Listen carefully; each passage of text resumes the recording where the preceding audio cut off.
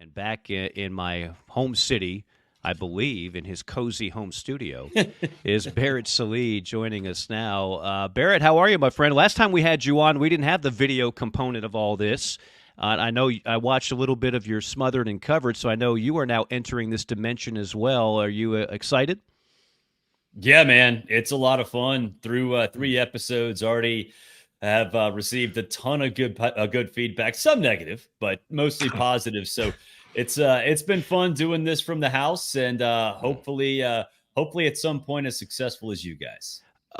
If your ears were burning in our first segment, I was just speaking truth. There's a lot of people now in our space, if you will. There are a few that I generally go out of my way to read or listen to, and you've been one of those guys over the years. I appreciate that. No, absolutely, and you and I don't know each other that well. We've met a couple of times just covering different events. So I say this with no quote unquote personal relationship. I just think you have the right tone in the way you cover the sport. We had Josh Pate on last week, same type of deal. Like there's a few guys that I'm like, yeah, I actually care what they have to say. There's a number of people that can just put a microphone on and talk. But there's some that for me just have more credibility than others. And look, we all have former employers, and I don't know how deep you want to get into this, but one of the things I said was that one of the reasons why I would go to CBSSports.com for coverage was to read what you had to say. I don't know if I'm going to be as inclined to do so. Just any thoughts on your time there? I know that obviously CBS no longer has any ties with the SEC. I don't know if that was a factor, but just any thoughts on your time there writing for CBSSports.com? Yeah, I mean, I enjoyed it. 7 seasons. It was a lot of fun watching and helping the website grow. I was a part of the launch of CBS Sports HQ, the over-the-top streaming channel. And I mean, I'll be honest, the beginning of that, we didn't know what we were doing. And by the end of it right now, it's cranking along. So, I enjoyed my time. And I think like some relationships do, it's just time to move on. And yeah. Really looking forward to the future. And I think in this space, we are all one family, and it is congested, right? Like, I think we all know, and it's like the Dr. Pepper commercial, right? Like every fan's got to have a podcast. And that's true. And I think right now, looking around the space, we're not competitors. We can all bring each other up. And so that's kind of why, or at least part of the reason why I'm excited to start this new project. I guess restart this new project, because SEC Smothered and Covered was very successful in 2016 through 2018, and this is just a new iteration of that. I like to think that this isn't new, that it's just the second half of what was a fun first half, and then a 6-7 year break. It's a tremendous name and brand. Isn't it great? Smothered and Covered is perfect. I mean, did you hire a marketing team to come up with that, or was that your bad boy? It was my idea, and I just hope I don't get a cease and desist. So Waffle House, I love you with every fiber of my being. Let's hope that they're a multi-million-dollar franchise. Hopefully, they have bigger fish to fry, or waffles, as it were. See what you did there. I see. Yeah. It all comes around. We had you on a couple years ago, and I can't remember if we covered this, so I know a little bit about your background. But for those that don't, the Auburn ties, right? And obviously you live in Atlanta. I mentioned that, and you have a rich tradition of covering not just the sport nationally, but a kind of a micro on the SEC. But give kind of the folks a path to where you went from point A to point B and where you are now. Yeah, I mean, it's kind of been all over the place, right? Grew up an Auburn fan with season tickets. That's where I went. That's kind of the football games I went to more than anything else when I was a kid. Went to Auburn, worked at media relations when I was at Auburn. That's kind of how I got to know a lot of the people in this industry, or at least those who were in the industry at the time. Was at Fox Sports South back when it was called Fox Sports South. Now it's called Bally. I don't know if you guys remember the old Southern Sports Reports. I was a part of that.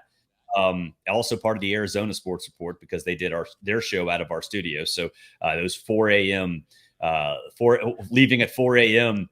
Was always fun. But then Then actually did some radio for, I was part owner of an indoor lacrosse team and did some radio for them as well. And then, yeah, it's I had no idea that part.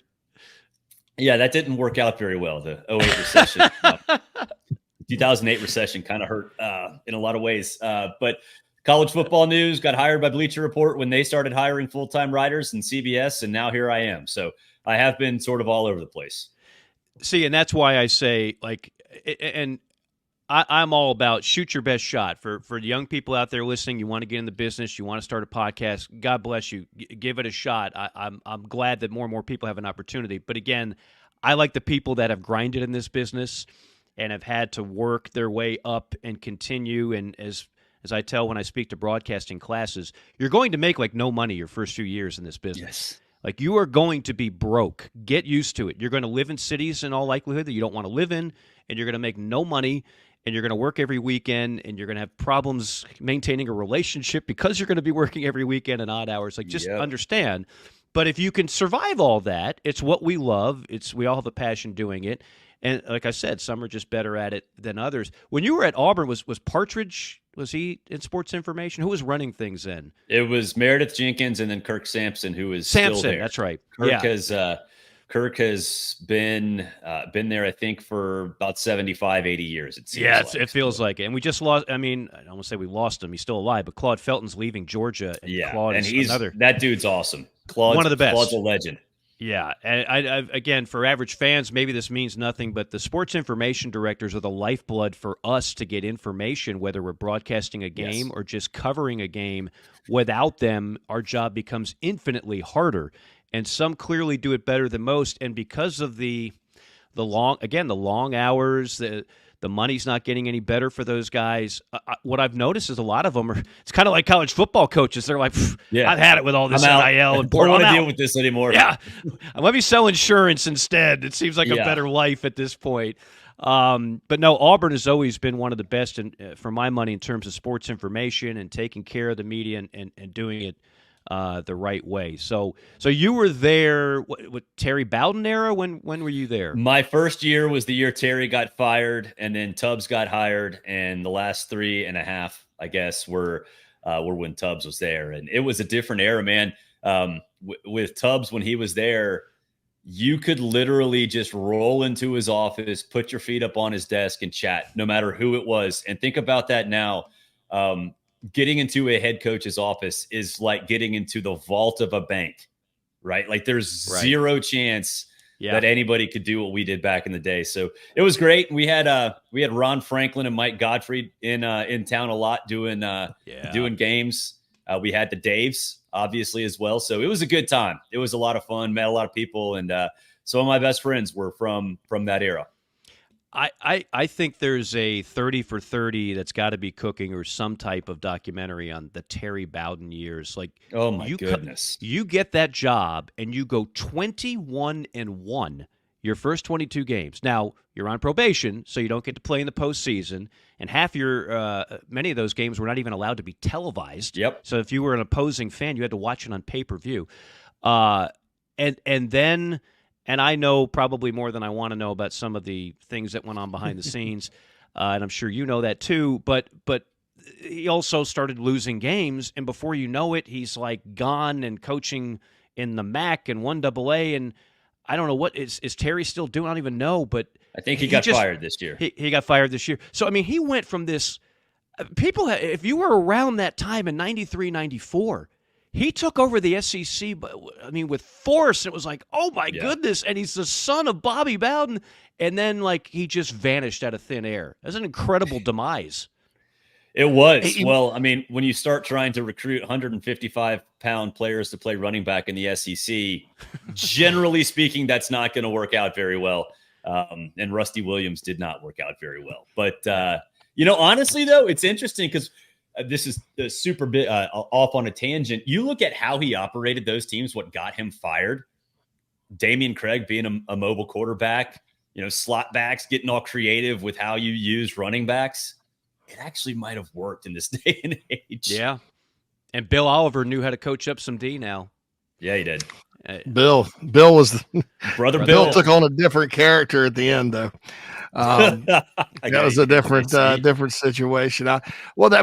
Stephen Davis was a South Carolina. He's from my hometown. Actually, he's corner, 2 years older right? than me. No, that's Rusty Williams. That's Rusty Williams. Sorry. Stephen was from Spartanburg. He and Damone Fields, and that was a big win because Stephen was 6'2", 220, ran a 4.45. It was a beast. I mean, fastest guy on the track. One of the biggest freaks to ever come out of South Carolina. So Auburn got him for some reasons. And then Pat Dye got him. And then Terry inherited him. And boy, that first team, you didn't see them, but they beat Florida about 38-35 and went undefeated. And that's Auburn, to have that happen and then have 04 happen shortly thereafter.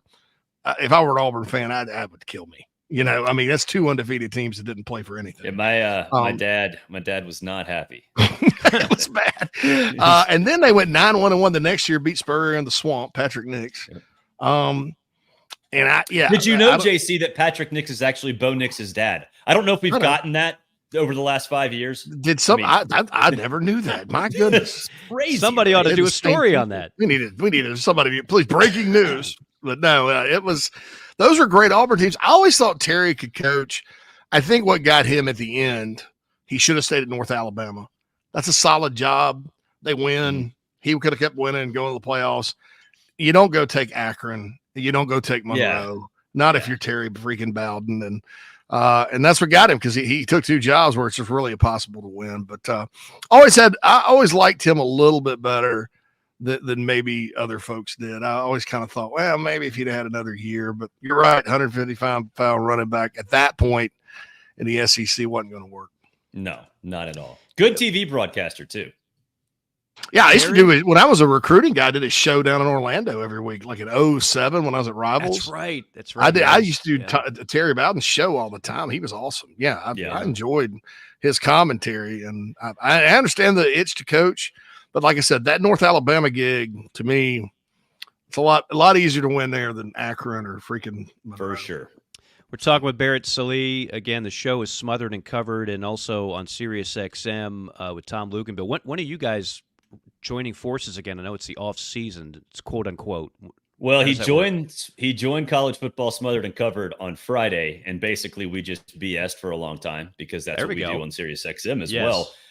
But it's basketball season, so they kick him off the show for a little while. So me and the shooter, Pat Bradley, hang out for a little while, and then that's my guy. And then after the Final Four, they invite Tom back. They let him back through the doors, which I love because I love Tom, but got to mentally prepare for his return. Well, you guys are great together on the show. It just has a natural flow to it. So let's pretend JC and I will play the role of Luganville, and let's pretend we're doing the show here on a Sunday morning, groggy and still kind of getting over a long Saturday night of college football action. Mm-hmm.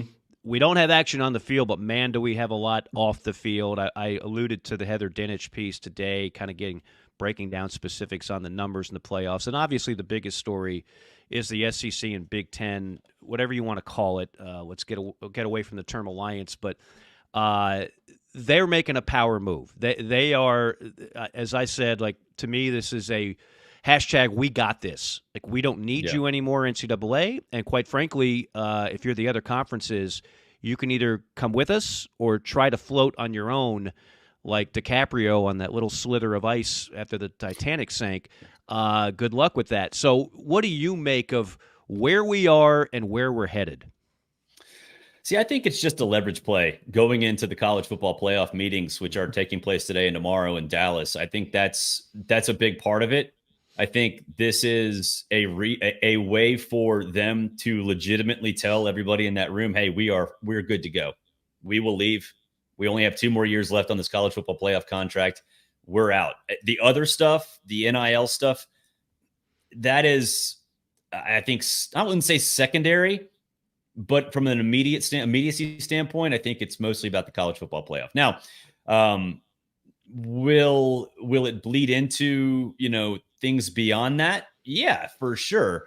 But it's basically a threat that they're going to break off. And ultimately, Greg Sankey and Tony Petitti, they know what's best for college football. And if you're going to flat out say that the national championship is just the Big Two, which is kind of where they're getting, then that's not good. If you're going to sit here and say, hey, we have different NIL rules than everybody else, that's not going to fly.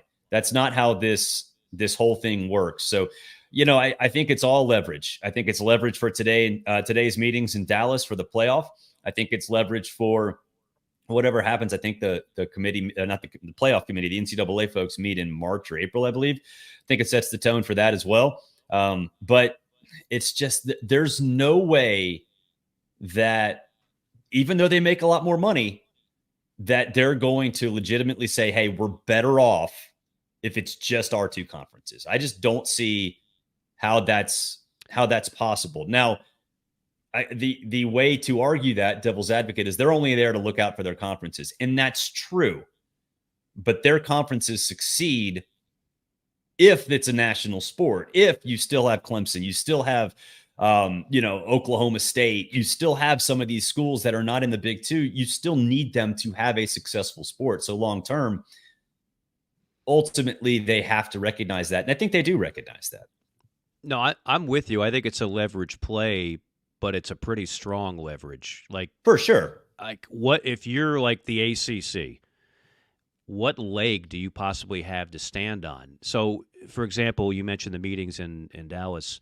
If they say, the hell with this 5-7 model, we need to do something that has fewer automatic bids and more based on merit in terms of who the best 12 teams are, eventually 16, who they are. Like, so, I mean, how are they going to deny that, I guess would be my question.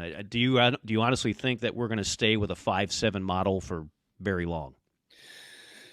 Yeah, I do, honestly, because the chips have sort of, the dominoes have stopped falling to an extent, right? Like, I don't think the Big Ten or the SEC are going to expand beyond that. So if the 5-7 model, which I think will happen, I think the only hurdle they have to clear is the revenue distribution for the Pac-2, which will take care of itself. In the 5-7 model, look, you have to have a spot reserved for somebody outside the Power Four, at least one. Now, granted, you could have a situation where no Power Four conferences get in. That's just the way things are. Not going to happen, but in theory you can. But you have to have one reserved for a lesser team. So I think that's all they want, the lower tier teams, lower tier conferences. And I think the Power Four understand that the public kind of wants that too. The public kind of wants to have a Cinderella option, even though that Cinderella is going to get smoked every single year. So, I think the 5-7 model, it'll be agreed upon tomorrow. And then beyond that, I think you're talking about a probably a 12-year contract. I don't think they're going to go 6. I think they're going to go 12. And, at that point, if it is just the Big Ten or the SEC, or you have the NFL model, whereas the NFC and AFC or whatever, they'll reassess at that time. But to me, I think since the dominoes have pretty much stopped falling from a realignment standpoint, everybody's going to be okay with this system. There, obviously, some conferences, some individuals are going to think the other issues, other formats will be better or worse or whatever, but everyone's content with the way this is. The 5-7 is going to stay for a long time. And then we'll see what happens beyond the contract. So you think Greg Sankey, Tony Petitti are sitting there saying we're okay with, I don't know, take your pick. Yeah, Georgia Southern out of the Sun Belt one year, and another. Well, the thing is, they have to be. I think in their minds they're not, right. Like, they're not going to be happy with it, but they understand that they have to be happy with it. Otherwise, the playoff committee is going to get sued, which means they might not necessarily lose money. They might not make as much money as they possibly could because the playoff committee is getting sued, right? So I think ideally Greg Sankey would want every SEC team, right? He would not want, a Sun Belt team or a Mountain West team to be in. Obviously, like, that's no, I don't want that. I don't think a lot of us want that. But I think in that discussion, they realize, and I think, the ACC and the Big 12 do as well, that they sort of have to be. That's one thing that they have to concede. Is that antitrust? Is that what we're talking about? Not to get too deep into the legal weeds, but is that Yeah. Okay. And the smaller conferences have been part of the show the whole time. Yeah. It's not as if the Power Five said we're going to have our own playoff. See you guys later. I mean, they brought those other conferences to the table. I mean, Cincinnati made it. Cincinnati made it. Well, that's my point. Is that I don't know if they need an automatic bid. I mean, there's a good chance with 12 teams that there's going to be one from the Group 5 that get in the top 12. That's not out of the. We've seen it before. It's not out of the question. I would say there might even be two lower tier teams that get automatic bids. If you have a conference champion like say one of those Pittsburgh teams upset Clemson in the ACC, so that conference champion at 8 and 5 is going to be ranked lower than like, so say you got Tulane out of the American, and then Boise State out of the Mountain West, and Boise State's undefeated and Tulane's undefeated. Those are both going to be higher ranked than Pitt, so you'd have two Group of 5 conference champions because the rules state it's just the top 5. Well, it's top 6 now. It'll top be top 5 conference champions, no matter what. So that could be crazy as well. And at that point, I'd probably kick the ACC out of the playoff, which I'd probably do that anyway, and just take about 4 of their teams and say, you guys have screwed this up enough. But I think the Cinderella's part of it. I mean, this year, think about this, guys. You'd have had a 5-12 game in Tallahassee, Florida State versus Liberty. Yeah. And Florida State, by the time that game was played, I don't know that they boat race Liberty in that one, especially if Liberty's offense is clicking and all that because of their quarterback situation. Yeah. And look, I mean, they want those games, in the early rounds. And so if you have 2 Cinderellas or 2, non-power, I guess Power 4, I don't know what we're calling it now, whatever it is, then those teams are going to be pretty solid, right? So I don't know.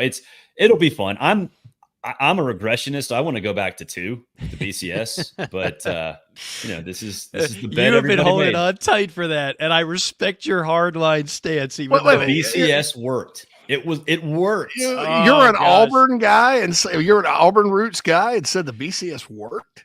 Well, Oklahoma and USC were better that year. Granted, USC cheated, so Oklahoma wasn't, but Oklahoma guy, that Auburn team, I think, could have hung with Southern Cal. They could have hung with them for sure. Yeah, Oklahoma didn't. I mean, they blew them out of the water. But I don't know. It's fun to debate. But man, that's interesting. I did not expect to hear you like the BCS. I know, just listening to the Sunday show, you've been clinging to that for a while, and I still have some friends that do the same thing to me every year. This wouldn't have happened with the BCS, and of course we get into a 30-minute debate about it. I will say one thing. Now, I don't want to get it. I've conceded that I'm like a politician. Like I've conceded the race. Right. The BCS gave you storylines outside of the national championship that were awesome. Mm-hmm. Going to the Rose Bowl, getting a Sugar Bowl bid, Heisman trophies, all those things. The playoff has ruined those. You don't have traditional college football buzz in other aspects outside of the college football playoff now. That's true. This is a classic case if we're going to have to agree to it, because I think the games in November now are going to be better than ever in a lot of cases. The team games that would have been playing for a bowl game that is going to have 27 opt-outs are now intriguing because so many more teams have a chance at the playoff. To me, that's a win. We'll see. We'll see. I know I'm not going to convince you either. That's okay. We got to have different takes on some stuff, right? What is your take, speaking of which you mentioned Florida State, or JC did, on how that thing is going to watch them go back and forth, it is Jerry Springer-esque. But how do you think first off, Florida State has to find a landing spot. Like the SEC and the Big Ten have to want to bring you in, and if they do, it's not going to be an equal part of the pie. It's going to be a very favorable deal to the conferences in terms of you're not getting an equal share of TV money. Like that ain't happening. You'd almost have to pull an SMU and say, no, we don't need that TV money. We just want in. And secondly, you've got to get out of an ironclad contract. So how do you think that happens? And, of course, that would affect teams like Clemson and perhaps Miami as well, because I don't think any of them want to stay in that conference much longer. I think they're so pissed off that they'd go independent. Like at this point, they are so mad that they would go independent. I think it'll happen once they have enough money or at least can take a short-term financial hit knowing that they can have a long-term financial gain. But I still think, and this is such a stupid name. Do you remember the Magnificent Seven a couple years ago when it was like Florida State, Clemson, North Carolina was in that group. Virginia Tech, Virginia. Yeah. I still think that exists behind the scenes. And all of those schools are perfectly fine having Florida State be the front man. I think that this will lead to the ACC dissolving or all of those teams leaving. Wow. And all of those are perfectly fine being the front. It's a lot like what's happening with Tennessee right now, right? Every school in America is like, yeah, Tennessee, do it. Be that team. Fix everything. Be the change agent. Right. I think that's what's happening still with Florida State. So, and honestly, I think the conference knows that. So yeah, they're going to figure things out. They're going to either renegotiate their contract, find a way, or they're going to die. They're going to go the way of the Pac-12. Maybe not to that extent, but yeah, Florida State, there's no way they're in that conference through the 2036 end of that media rights deal. It's zero chance. I know it's February, but let's put our in-season caps on, or let's pretend it's August and we're getting ready for the start of the year. And specifically, let's look at the SEC for a moment. There's so many intriguing storylines here with the GOAT gone. How does Kalen DeBoer do? I've said I like the hire. Doesn't mean it's going to work. I think the hire makes all the sense in the world. It could fail in 3 years. It's absolutely conceivable. You've got two coaches that the seat couldn't be hotter, in Sam Pittman and Billy Napier. You've got Lane Kiffin. Can he take Ole Miss to new heights, at least heights that haven't been seen in a half a century? You've got programs like the one you're familiar with in Auburn that is intriguing in a number of different ways. I mean, there's all kinds of great storylines this year. And, of course, the addition of Texas and Oklahoma, that alone is a big story. What are some of the things you've got your eye on? Yeah, the Texas-Oklahoma thing, to me, trumps everything else just because of what Texas did last year, right? And the fact that they've been a portal star, and they get, I think, the biggest free agent in the country in Quinn Ewers back because he could have done anything he wanted to. So the addition of Texas and Oklahoma, but specifically Texas, is fascinating to me because I didn't think that Texas would be able to compete when that announcement was made, 2021, I think it was. I think I was wrong because I think that team can compete for an SEC championship right now. So that's the biggest one. Obviously, the Kalen DeBoer thing in Alabama. I'm with you. I think it was the right hire. I'm intrigued by it. You go hire a winner, then that's always a good idea. And I think how he's sort of orchestrated that staff, being some of his guys and some of the SEC guys, that's the right way to go about it. It's sort of like the anti-Brian Harsin thing. And that's always a good, whatever he did, doing the opposite is usually a good idea. But it's funny. You mentioned all these storylines. You didn't mention Georgia at all. And I think that's right. Just assume they're going to be great again. Yeah. Cause nobody's talking about Georgia. And it's like, well, yeah, I mean, yeah, the SEC has all these other things to talk about, and it's true, but I mean, I can't wait to see what Carson Beck does. I can't wait to see, how that offense looks, in year 2 under Bobo. Like, it's just,